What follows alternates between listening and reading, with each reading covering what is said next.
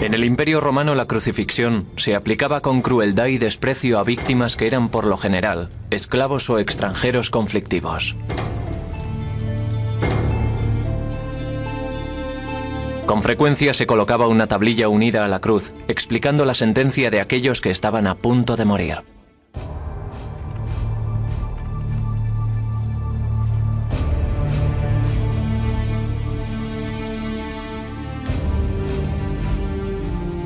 Esta es la historia de cómo una de aquellas ejecuciones, realizada en una remota provincia del Imperio Romano, se convirtió en la imagen central del cristianismo.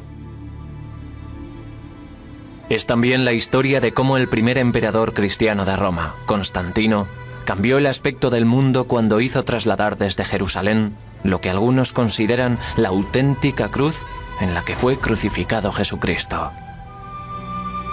Y es la sorprendente historia de cómo puede haber sobrevivido 2000 años un pedazo de esa cruz, la tablilla con la acusación contra él. Tras la cruz verdadera.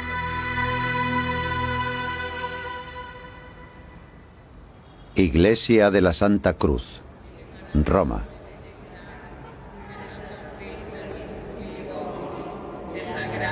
Desde hace 700 años, la Iglesia Romana de la Santa Cruz guarda una pequeña y casi ilegible placa de madera.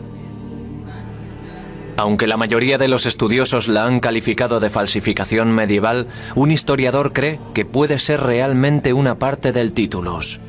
La tablilla clavada sobre la cruz de Cristo con la burlona frase dictada por Poncio Pilatos: Jesús de Nazaret, Rey de los judíos. Si eso es cierto, se trata de un objeto de valor inimaginable. Tenía que haber una inscripción en la cruz de Jesús. Era una costumbre romana. Cuando crucificaban a alguien, según la ley romana, la razón del castigo se indicaba en una placa de madera o similar.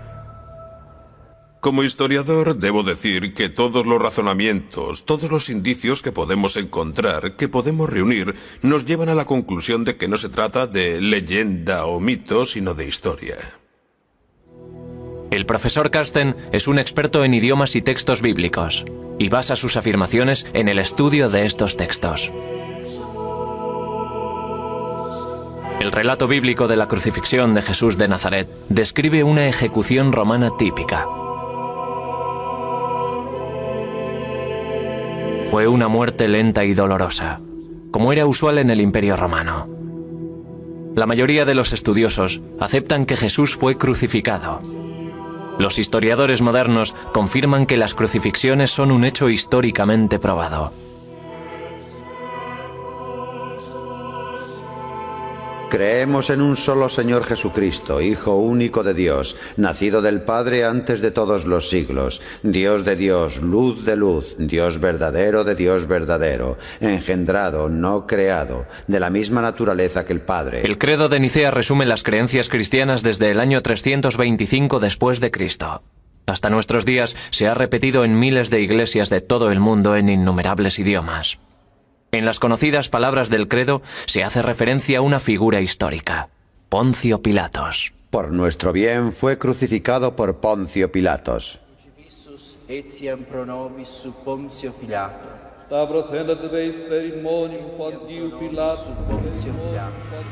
Fue crucificado por Poncio Pilatos. Poncio Pilatos presidió cientos de ejecuciones en la lejana provincia de Judea.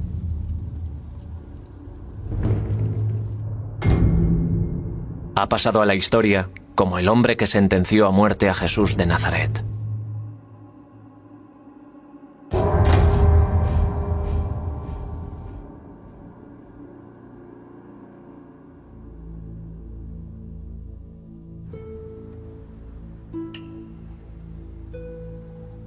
Este antiguo pedazo de madera, en el que aparecen unas de las palabras más fuertes y conmovedoras de la Biblia, en los últimos 600 años solo lo han sacado de su estuche 4 veces.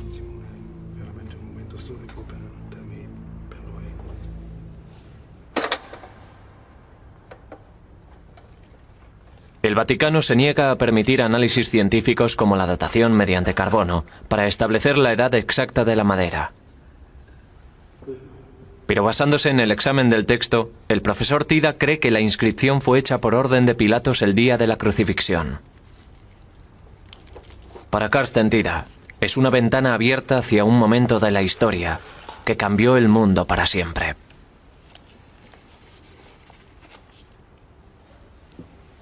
No olvidemos que es la historia de Roma.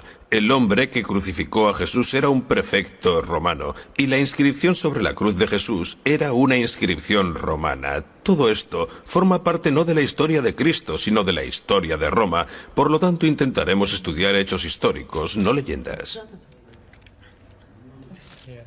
Aquí en Jerusalén, en el Museo John Rockefeller, tenemos pruebas de la época, siglo I a.C. y año 80, justo el periodo anterior y posterior a la crucifixión. Buscamos letras, frases completas que nos muestren el tipo de letra, el tipo de escritura que se acerque lo más posible al que aparece en el titulus. Así podremos fijar la fecha del titulus, de la escritura de la pieza de madera. Los manuscritos antiguos tienen detalles característicos que permiten a los expertos calcular su época. La escritura del titulus ha llevado a Tida a creer que formaba parte de la cruz traída a Roma por orden de Constantino el Grande, primer emperador cristiano de Roma. El historiador Matthew d'Ancona, autor junto a Carsten Tida de Búsqueda de la verdadera cruz. El trabajo de Carsten Tida en el pasado incluye el cambio de fecha de un fragmento del manuscrito del Evangelio de San Mateo a los años 60 del siglo I, lo que ha transformado radicalmente el debate sobre los orígenes del Evangelio. Cuando llegó al titulus, era ya un controvertido estudioso de reconocimiento mundial. Ningún área de estudio es más polémica que la de las reliquias bíblicas. Martin Biddle es profesor de arqueología medieval en la Universidad de Oxford y gran experto en la tumba de Cristo. Hay que reconocer que estos objetos, las reliquias, son objetos reales y un asunto que vale la pena estudiar. Son muy interesantes, tanto si se trata del sudario de Turín o del titulus de Santa Cruz. Son objetos dignos de estudio, pero debemos acercarnos a ellos con una cierta dosis de escepticismo. Hay que dejar claro que sabemos de verdad y realizar pruebas para ver de qué se trata. Desde la Edad Media se han fabricado muchas reliquias falsas que se guardan en iglesias de todo el mundo. La mayoría de estos objetos no tienen base histórica.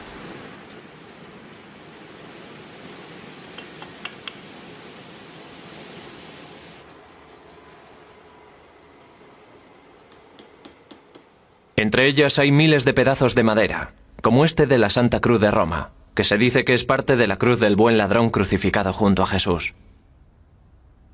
La existencia de tantas reliquias poco fiables es la razón que ha llevado al Vaticano a no querer investigar el titulus. Para dar argumentos a favor de que es la cruz verdadera, hay que estudiar la forma en la que trajeron la reliquia hasta la iglesia de la Santa Cruz. La iglesia celebra el difícil viaje realizado a Tierra Santa por Helena, la madre del emperador Constantino. En el año 306 dijo que había encontrado la cruz en la que habían crucificado a Cristo. A lo largo de los siglos, el viaje de Helena se ha ido llenando de leyendas. Pero Carsten Tida opina que tras los mitos se esconden hechos reales. La iglesia de la Santa Cruz esconde un secreto. Parte de ella pertenece a una estructura romana anterior. Y detrás de la iglesia están las ruinas del Palacio de Helena. Tida cree que Helena trajo a este lugar el titulus y parte de la verdadera cruz.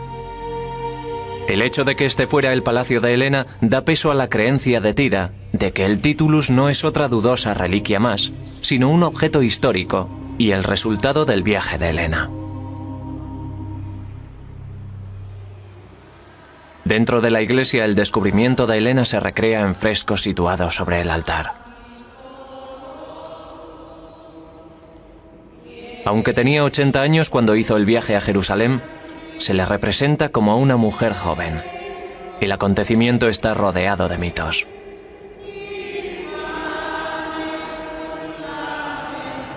El viaje de Helena puede que comenzara aquí, y fue desde luego aquí donde vivió sus últimos días. Roma está llena de pistas que apuntan hacia la autenticidad del viaje de Helena. Cerca de la Santa Cruz está el poco visitado monasterio Cuatro Coronados.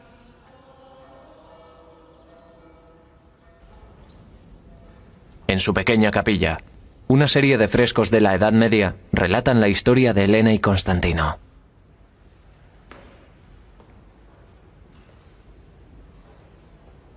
Tida cree que las leyendas se basan en el hecho histórico del viaje de Helena.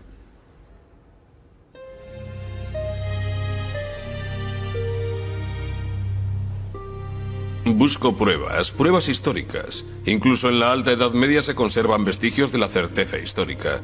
Parte de eso se ha rodeado luego de leyendas e historias que han pasado a formar parte de la tradición de la Iglesia. Vemos a Helena con 3 cruces. Señala una de ellas, seguramente al que quiere que comprueben primero.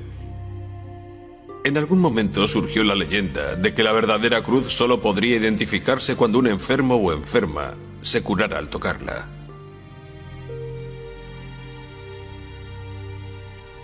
El siguiente paso es un misterio. ¿Qué ocurrió aquí? Es algo que no podemos ver. No sabemos nada más. Parte de nuestra búsqueda es averiguar qué ocurrió. ¿Era el Titulus?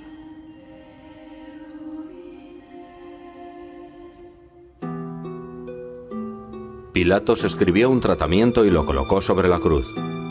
Estaba escrito: Jesús de Nazaret, Rey de los Judíos. Muchos judíos vieron la inscripción porque el lugar donde fue crucificado Jesús estaba cerca de la ciudad. El relato de la crucifixión de Jesús. ¿Qué ocurrió?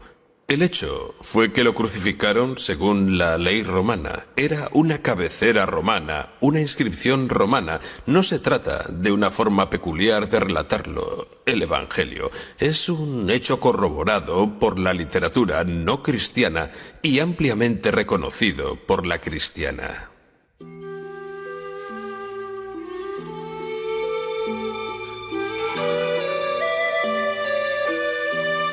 La sección del Titulus que se conserva es solo una parte de la madera en la que se podía leer: Jesús de Nazaret, Rey de los Judíos. Podía leerse en 3 idiomas: hebreo, griego y latín, en ese orden.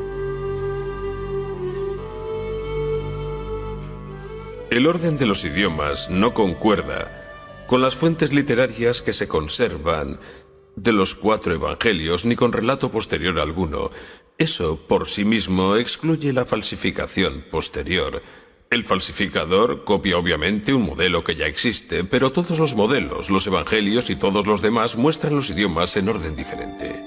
Para Tida esto demuestra que el Titulus se escribió antes que los evangelios. En otras palabras, un falsificador seguramente hubiera copiado el orden en que aparecen los idiomas en los evangelios.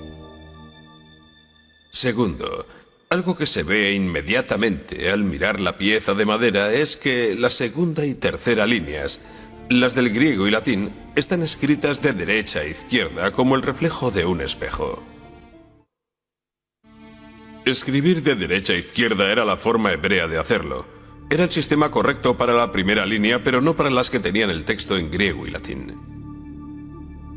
Nadie hubiera pedido un Titulus falso que estuviera tan mal hecho. Así que estos son 2 puntos de inicio, los 2 detalles que se ven inmediatamente. Observaciones directas que descartan la idea de falsificación.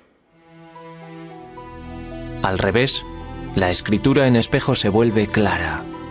Podemos leer: Jesús de Nazaret. Se considera a Tida el primer estudioso moderno en tomarse esto en serio. Supone que fue escrito por orden de Poncio Pilatos, por un escriba judío, acostumbrado a escribir de derecha a izquierda. Pudo ser alguien como Leonardo que escribía atrás con el reflejo de un espejo. Todo el asunto es muy extraño. Si hubiera sido grabado en el siglo XVI, se podría pensar que se imprimió al revés. Pero no fue así. Es un enigma. Carsten tiene razón al señalarlo. Es algo que necesita explicación. Tida cree que hay más pruebas de que el Titulus no fue escrito en época posterior. Esta letra es una abreviación utilizada en aquella época, pero que desapareció a finales del siglo I. Sabemos, por supuesto, cuándo se pudo hacer por primera vez. Fue el 7 de abril del año 30, cuando Jesús fue crucificado. Para la historia, para un historiador, un epigrafista, un papirólogo o un teólogo es una prueba brillante. ¿Sabes cuándo pudo empezar a hacerse? ¿Y sabes hasta cuándo pudo hacerse? Hasta que este tipo de escritura, esta forma especial de escribir hebreo, griego o latín desapareció. Tienes un periodo con principio y final, que en nuestro caso es el que queremos establecer, unos 30 años del siglo I. Si el Titulus no es una falsificación, el profesor Tida debería poder demostrar cómo llegó hasta Roma.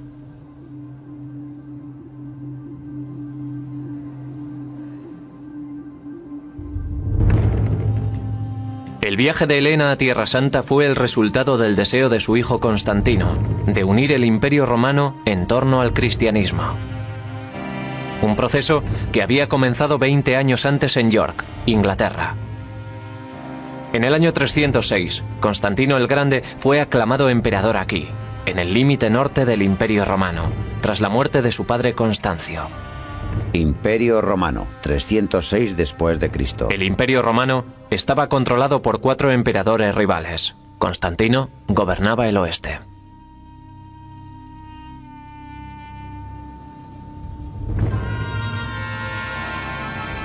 Este fue el inicio de la campaña de Constantino para hacerse con el control de todo el Imperio Romano. Pero para triunfar, Constantino debía derrotar antes a su principal rival, el emperador Magencio, que controlaba Roma.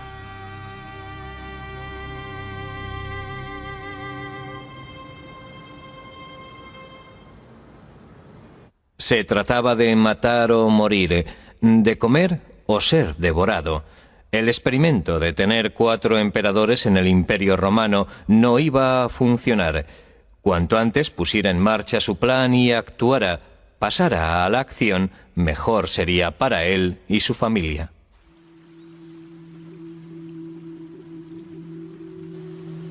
Para conquistar Roma, debía cruzar primero el puente Milvio, que protegía el acceso norte a la ciudad eterna. Se dice que Constantino vio una cruz. Se cuenta que vio la cruz superpuesta en el sol. Su biógrafo Lactanio escribió: Constantino fue aconsejado en sueños que colocara el símbolo celestial de Dios en el escudo de sus soldados. Ordenó a sus hombres utilizar el símbolo cristiano primitivo, las letras griegas, chi y rho. Fue el primer caso de uso oficial de la cruz cristiana en el Imperio Romano, aunque no se alejaba mucho de los diseños romanos tradicionales. La imagen sugería que Constantino intentaba proteger su apuesta.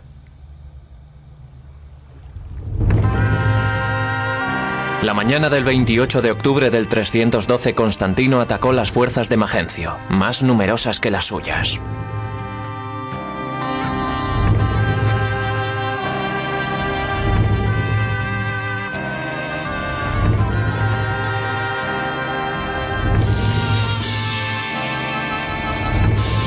Armado con el símbolo de la cruz, triunfó. Magencio cayó al Tíber mortalmente herido. Constantino era el dueño de Roma, la fuente del poder.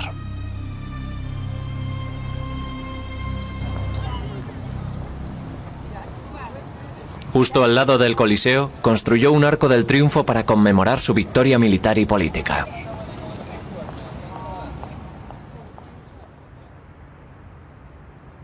En el arco se describía a sí mismo como un verdadero romano, cómodo con las tradiciones romanas. Poco después de su victoria, detuvo la persecución del cristianismo. La única pista de sus propósitos fue este discreto tributo a la inspiración divina.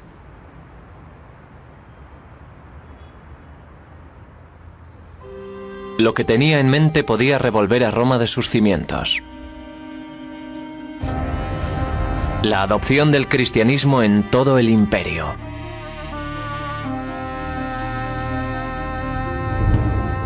Tras consolidarse, miró hacia Tierra Santa buscando un elemento común en la diversidad del imperio, algo que sirviera para mantenerlo unido.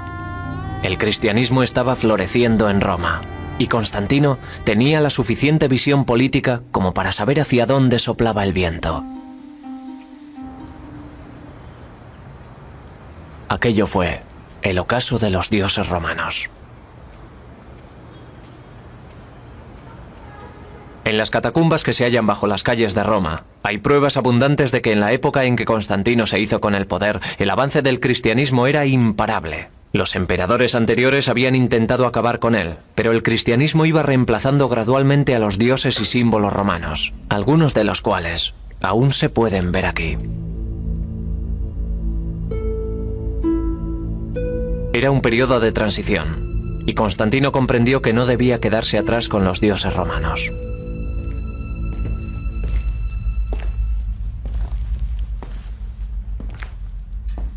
Por todas partes había muestras de que el cristianismo iba cobrando confianza, aunque la cruz no era todavía el importante icono que es en la actualidad.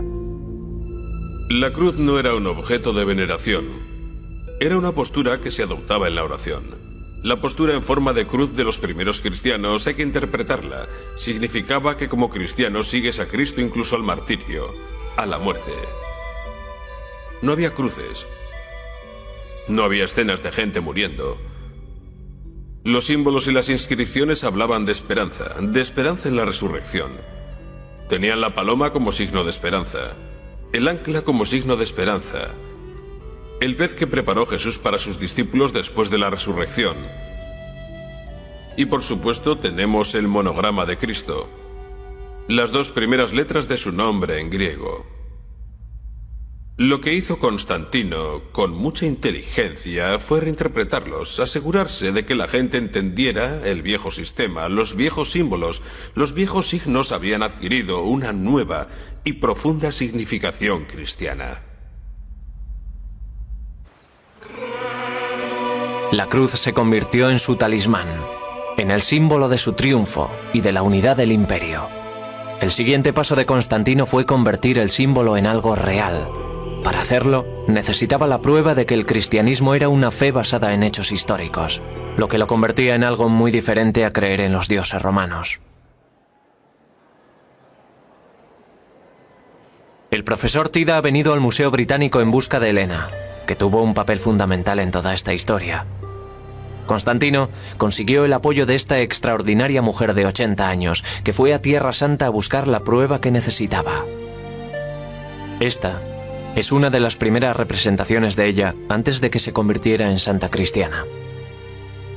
Helena no provenía de una familia de posición privilegiada. Se cree que procedía de algún lugar cercano al Mar Negro. Se la consideraba una intrusa, una advenediza, alguien poco digno de ser la primera esposa de un emperador respetable. Era un personaje que se había hecho a sí mismo y la movía una gran ambición, tanto en lo personal como en lo familiar. Helena fue una de las mujeres más extraordinarias que han existido jamás. El personaje que se muestra en los devocionarios católicos de una mujer pía, entregada a la oración, es engañosa. Creo que fue una política ruda e implacable que sabía exactamente cómo triunfar y estaba dispuesta a matar para implantar la dinastía de Constantino. Helena había sido la amante del padre de Constantino. Fue dejada de lado cuando llegó el momento del matrimonio de Constantino, pero se mantuvo cerca de su hijo durante la ascensión de este al poder.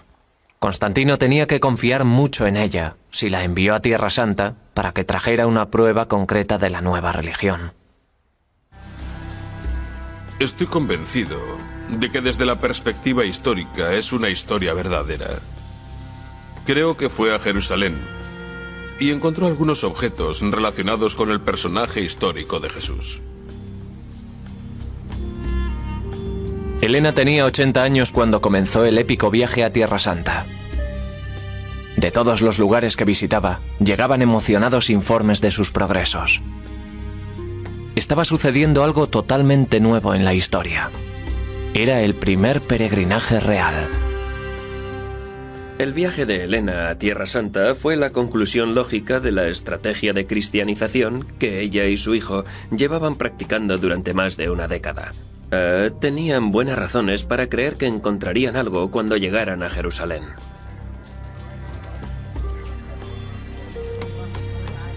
En su búsqueda de los santos lugares de la cristiandad, en el año 326 Helena llegó por fin a Jerusalén, el lugar de la crucifixión y la resurrección.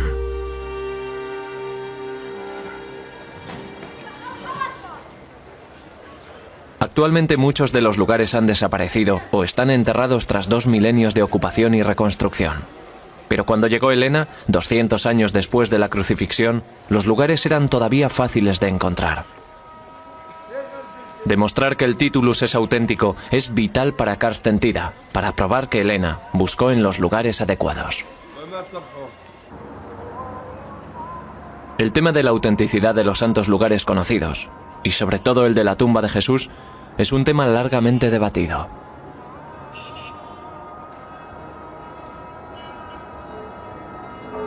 Actualmente, la mayoría de los historiadores creen que este fue el lugar de la crucifixión, la iglesia abovedada del Santo Sepulcro. Capas de historia se superponen unas a otras. El lugar estaba situado en la ciudad nueva, Aelia Capitolina. 100 años después de la crucifixión se había levantado sobre él un templo a Venus. Un relato de la época dice que cuando Helena llegó, ya había sido demolido por orden de Constantino y reemplazado por una enorme basílica cristiana. Creo que cuando llegó Helena se encontró con que estaban demoliendo el templo romano y empezando a construir el gran complejo ordenado por Constantino.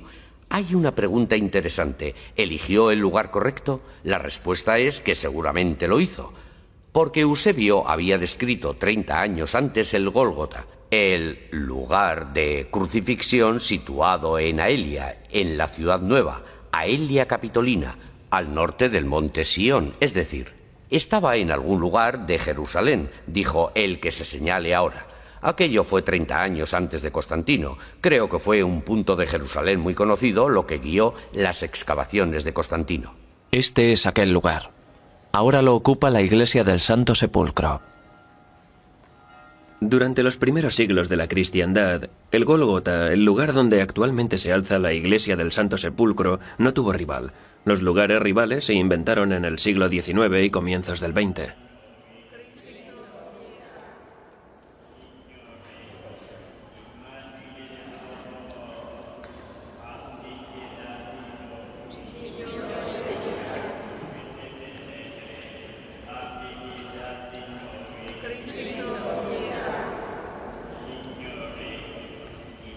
La prueba de que este es el verdadero lugar de la crucifixión y el punto exacto donde excavó Helena se encuentra bajo la iglesia. Muchas generaciones de cristianos han dejado su señal en esta iglesia. Aquí, hace 1000 años, los cruzados grabaron cruces en las paredes. Bajo el Santo Sepulcro hay una pequeña y casi desconocida capilla. Hace 25 años, el arqueólogo israelí Magen Brossi descubrió un dibujo fascinante. Cuando entré estaba lleno de escombros.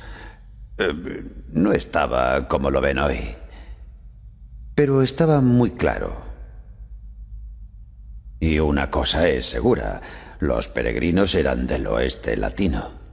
Peregrinos de Europa dejaron esta representación extraordinariamente clara de un barco típico de la época. Peregrinos que conocían este lugar mucho antes de la llegada de Helena.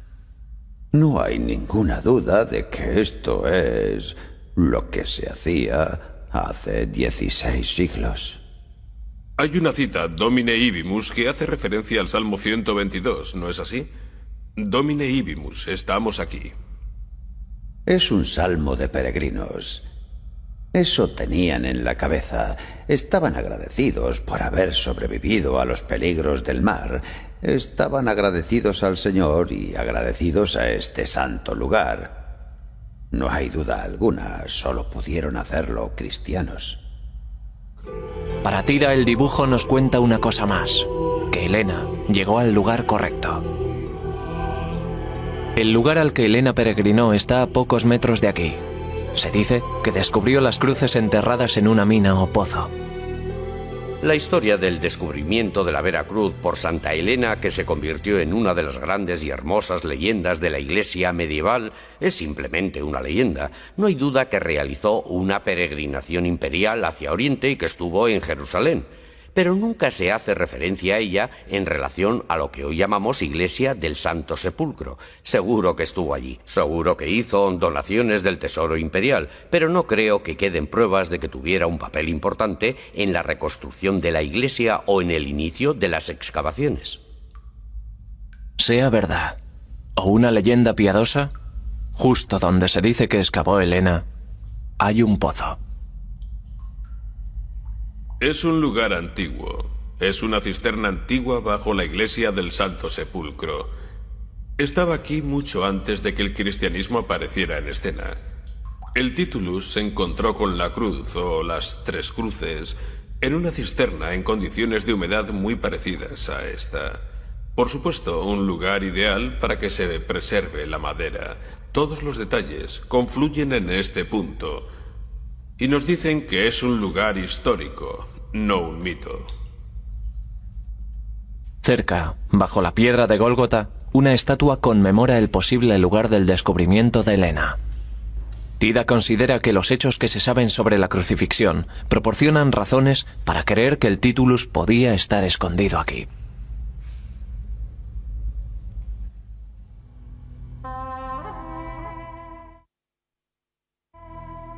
Tomaron pues a Jesús, y él, cargando con su cruz, salió hacia el lugar llamado Calvario, que en hebreo se llama Gólgota.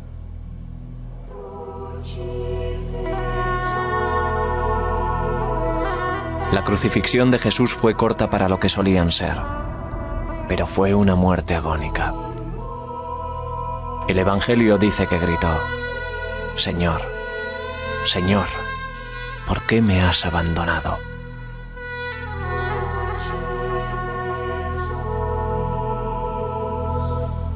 Había varias formas de crucificar. Me refiero a que había cruces diferentes. La inventiva sádica del equipo de crucifixión variaba la forma de colocar el cuerpo en la cruz. Josias es un antropólogo físico afincado en Jerusalén que ha estudiado las técnicas de enterramiento en las tumbas antiguas. Es difícil saber si a Jesús le crucificaron con 3 o 4 clavos. La razón de que la mayoría de las representaciones cristianas muestren 3 se basa en la línea teológica del Padre, el Hijo y el Espíritu Santo, la Santísima Trinidad. El Deuteronomio describe que un hombre crucificado es considerado detestable por Dios. Así que cabría preguntarse si el cadáver de un criminal convicto pudo recibir un entierro judío. Hay una prueba concluyente. Los restos de la crucifixión de Jesús se hallaron en este osario, llamado Yoho-Hanán. En 1968 hubo un descubrimiento arqueológico en Jerusalén. Fuera de Jerusalén encontramos una tumba judía. Osarios judíos de la época de Jesús. ¿Qué encontramos allí? Encontramos esto: calcáneo, el hueso del talón derecho. Vemos claramente el clavo que entra de forma lateral en el talón. Si mira atentamente aquí, puede ver que hay una placa de madera. Todavía quedan pruebas después de 2000 años. Todavía quedan restos de la madera. La madera actuaba de argolla. El clavo atravesó el talón y al entrar en la madera seguramente tropezó con algo duro, como un nudo. Se dobló. Cuando bajaron al sujeto de la cruz fue imposible quitarle el clavo. Así que le enterraron con el clavo en el pie. Este hombre habló con Pilatos y le suplicó que le entregara el cuerpo de Jesús. Después de descolgarle, le envolvió en una sábana y le puso en un sepulcro excavado en la roca en el que nadie había sido puesto todavía.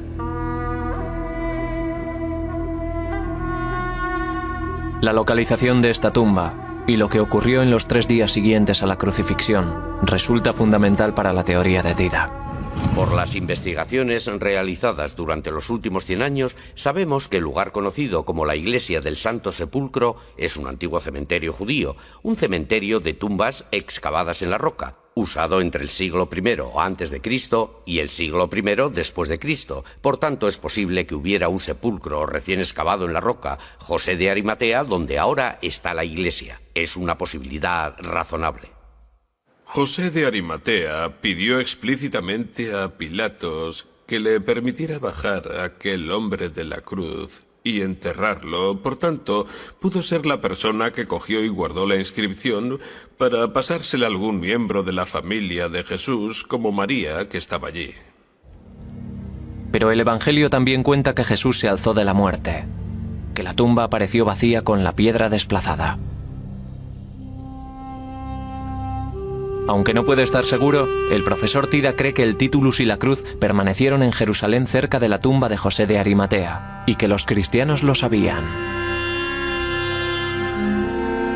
Cree que los objetos sagrados estaban enterrados bajo la ciudad romana cuando Helena los encontró en el 326.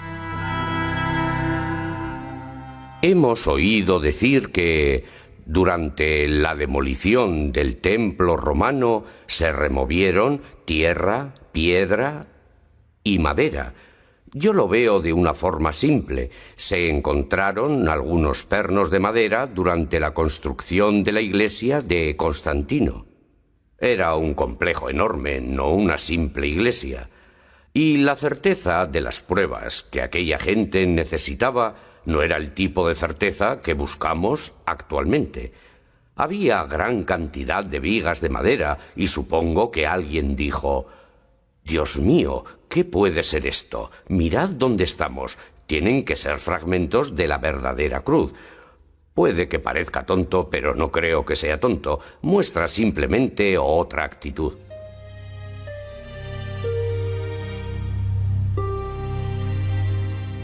Se cree que Helena dividió su hallazgo en 3 partes para distribuirlo por todo el imperio.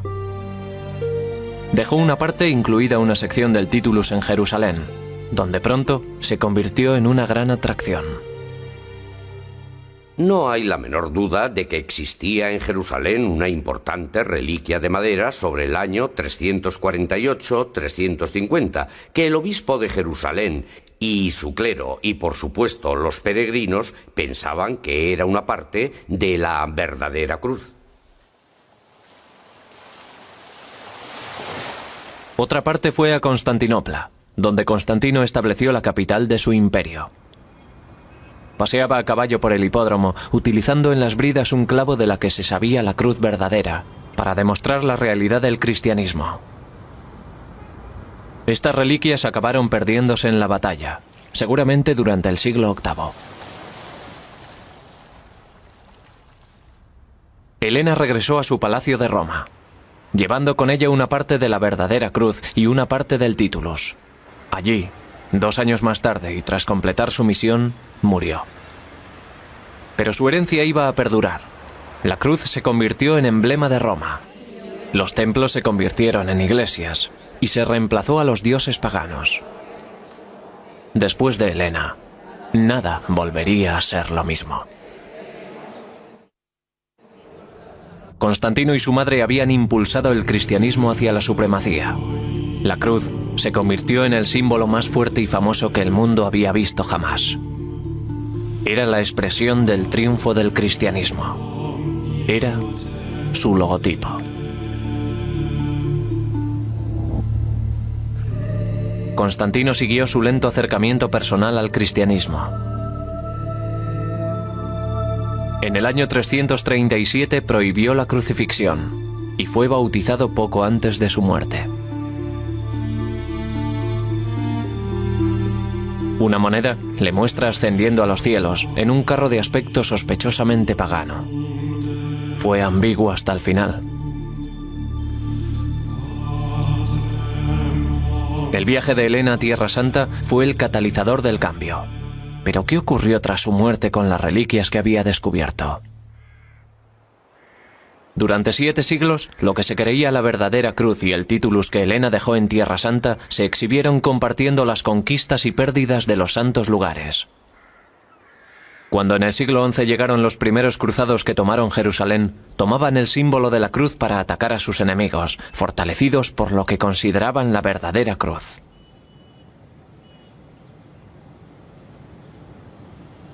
Establecieron a lo largo del Valle del Jordán una red de castillos para proteger los santos lugares de la invasión de las fuerzas musulmanas.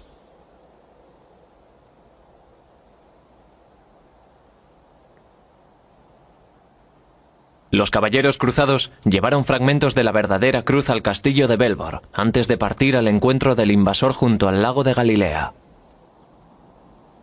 En 1187 se luchó en Hattin una terrible batalla. En ella, Saladino, general de las tropas musulmanas invasoras, derrotó al ejército de los cruzados cristianos comandado por el obispo de Acre, que había acudido a la batalla, llevando la cruz verdadera. Relato musulmán de la batalla. La caballería cargó una y otra vez entre la neblina reverberante. Atormentaba la sed. Ardía el viento y los corazones estaban ansiosos. Los perros dejaban colgar sus lenguas y aullaban bajo el ardiente sol. Deseaban llegar al agua, pero había que cruzar antes un infierno en llamas. Un insoportable calor se apoderó de ellos. La verdadera cruz ardió y se creyó perdida para siempre. El bien más preciado de la humanidad quedó reducido a cenizas.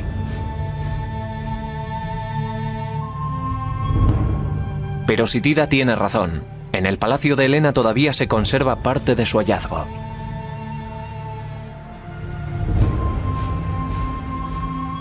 El Titulus permaneció oculto desde el 326 hasta que fue descubierto en 1492, tras este fresco de la capilla de Helena. Estaba oculto en un cofre, detrás de esta piedra. El descubrimiento del Titulus despertó un enorme interés. El gran Miguel Ángel en persona inspeccionó la tabla y realizó su único crucifijo en madera, imitando la misteriosa escritura inversa. También el Greco pintó las letras de la tabla.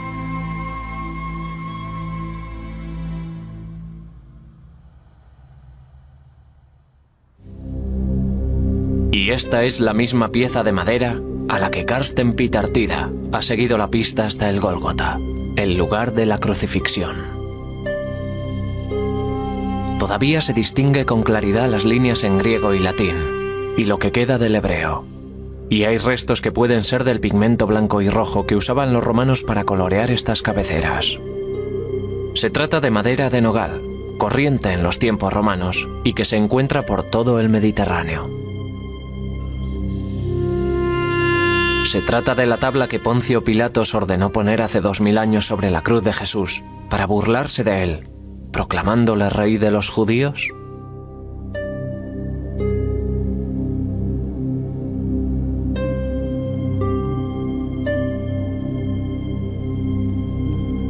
Carsten Tida vuelve a Pilatos buscando la prueba final. Esta es la única piedra que se ha encontrado con el nombre de Pilatos. Tida observa que el estilo de las letras grabadas es idéntico al del Titulus, un estilo que desapareció a finales del siglo I. Por eso Tida cree que la inscripción de cabecera no se pudo realizar en época posterior a la crucifixión de Cristo.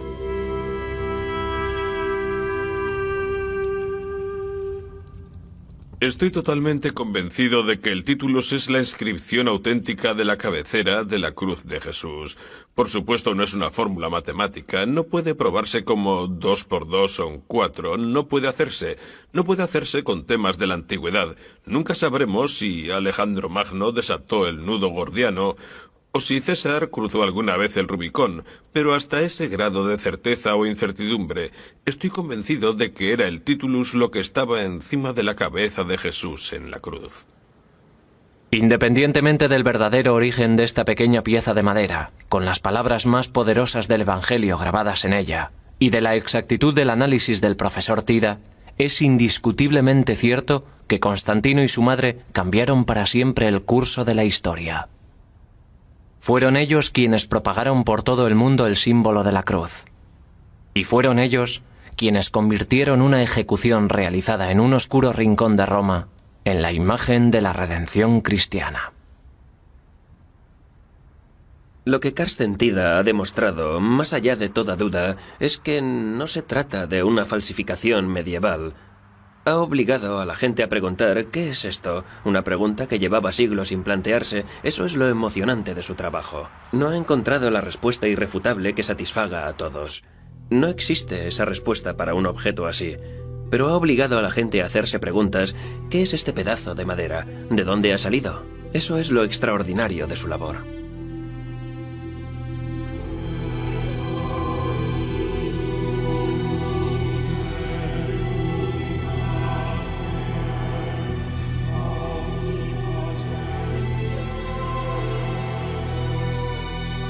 Llamando a la gente a la vez que a sus discípulos les dijo: Si alguno quiere venir en pos de mí, niéguese a sí mismo, tome su cruz y sígame. Porque quien quiera salvar su vida, la perderá. Pero quien pierda su vida por mí y por el Evangelio, la salvará. Sin datación, el origen del titulus no es definitivo. Gracias al profesor Tida, el Vaticano analizará el titulus de la Santa Cruz.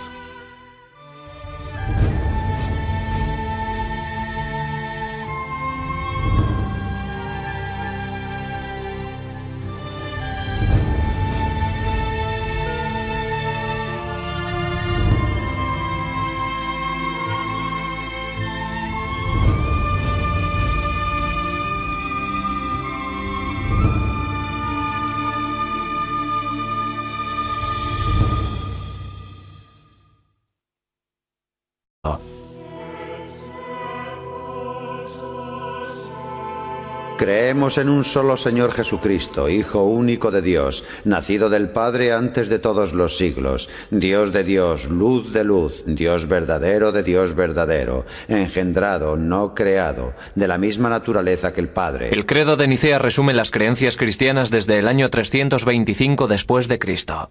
Hasta nuestros días se ha repetido en miles de iglesias de todo el mundo en innumerables idiomas. En las conocidas palabras del credo se hace referencia a una figura histórica, Poncio Pilatos. Por nuestro bien fue crucificado por Poncio Pilatos.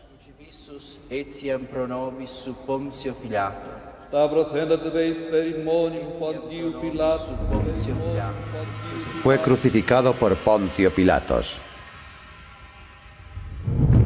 Poncio Pilatos presidió cientos de ejecuciones en la lejana provincia de Judea.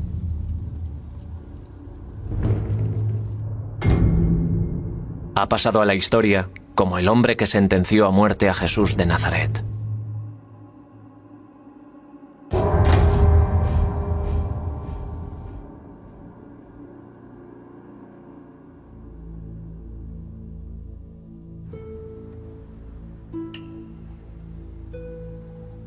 Este antiguo pedazo de madera, en el que aparecen unas de las palabras más fuertes y conmovedoras de la Biblia, en los últimos 600 años solo lo han sacado de su estuche 4 veces.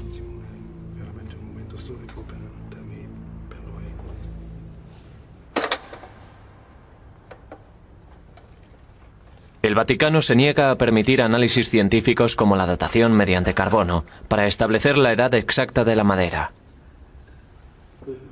Pero basándose en el examen del texto, el profesor Tida cree que la inscripción fue hecha por orden de Pilatos el día de la crucifixión. Para Carsten Tida, es una ventana abierta hacia un momento de la historia que cambió el mundo para siempre.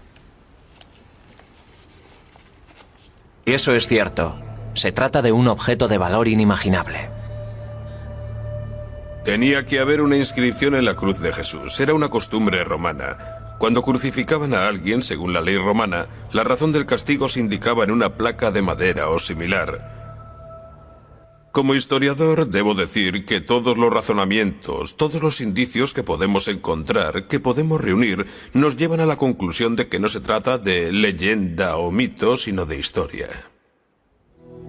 El profesor Carsten es un experto en idiomas y textos bíblicos, y basa sus afirmaciones en el estudio de estos textos. El relato bíblico de la crucifixión de Jesús de Nazaret describe una ejecución romana típica. Fue una muerte lenta y dolorosa, como era usual en el Imperio Romano. La mayoría de los estudiosos aceptan que Jesús fue crucificado. Los historiadores modernos confirman que las crucifixiones son un hecho históricamente probado.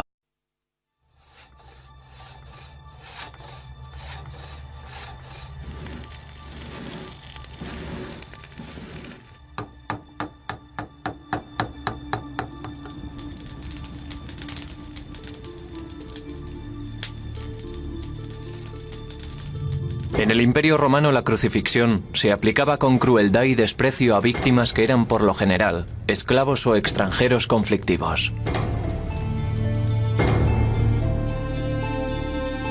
Con frecuencia se colocaba una tablilla unida a la cruz, explicando la sentencia de aquellos que estaban a punto de morir.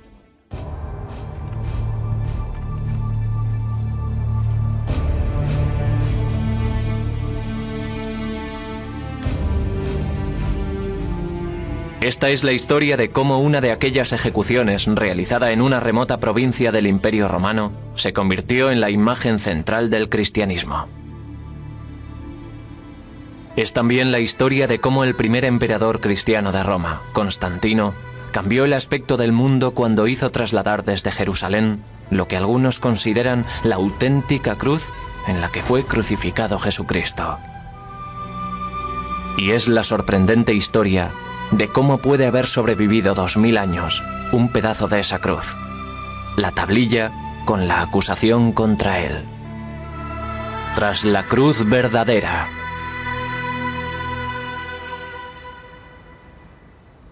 Iglesia de la Santa Cruz, Roma.